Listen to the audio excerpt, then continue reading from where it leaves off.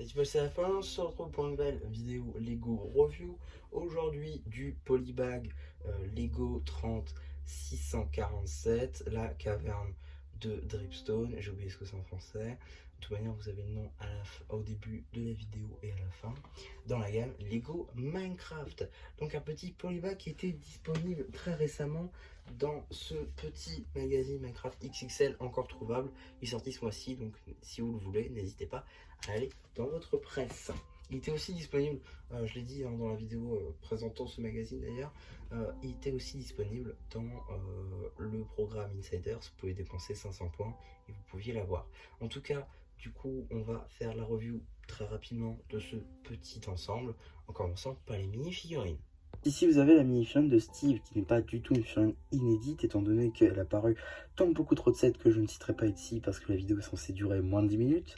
Néanmoins on retrouvera donc la tête ainsi que le torse classique avec si peu d'impression de Steve, des jambes en violet sans impression, aucune nouveauté là-dessus. En termes d'accessoires, seulement une petite pioche en fer. Aucune impression toujours à l'arrière de la mini-figurine, c'est un petit peu dommage. Ici vous avez besoin du Creeper qui elle non plus est pas une nouveauté.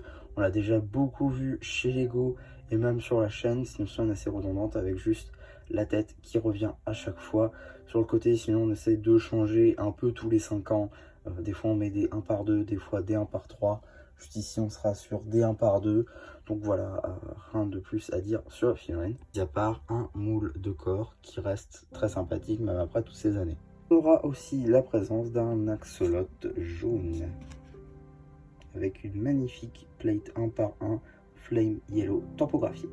Bon, maintenant la construction, globalement ça va être quelque chose de très simple.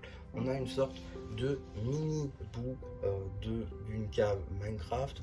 Voilà, avec donc on retrouve juste ici les colonnes de Dripstone. Voilà, pareil juste ici. Encore là, pareil c'est la même couleur, donc je l'imagine que c'est le même bloc. Ensuite de la stone, un petit système pour miner le diamant.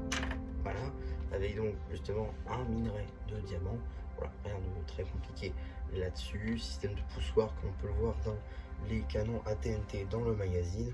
Petite source d'eau juste ici pour notre axolot, ainsi que voilà, petite zone de bataille entre notre Creeper et Steve. Voilà, rien de plus à dire réellement sur cette petite construction. C'est vraiment un polybag pour s'initier à la brique avec certaines constructions qui peuvent se mettre à côté d'autres plus grosses constructions. C'est aussi pour vous pousser à l'achat. Par exemple, je vous dis ça comme ça parce que c'est l'exemple qui me vient à l'esprit, mais le dernier polybag Ninjago en date, je ne compte pas celui de 2025.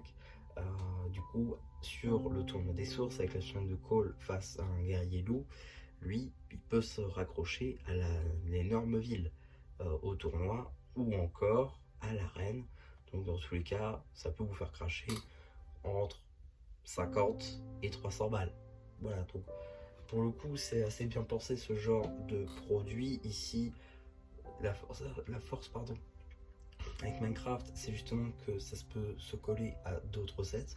Donc là encore, ça va bien ensemble et c'est une assez bonne idée. Donc voilà un petit peu pour ma review sur ce polybag, j'espère qu'elle vous aura plu. Surtout n'hésitez pas, bien sûr, à y penser, moi j'en fais le post que l'habitude, une fois que j'aurai activé les commentaires, car oui du coup les commentaires sont activés, contrairement à un post commentaire qui ne sera pas fait. Et voilà, n'hésitez pas aussi à liker, à vous abonner, et voilà, bah du coup, ça ne sera plus, qui vous dit bye bye.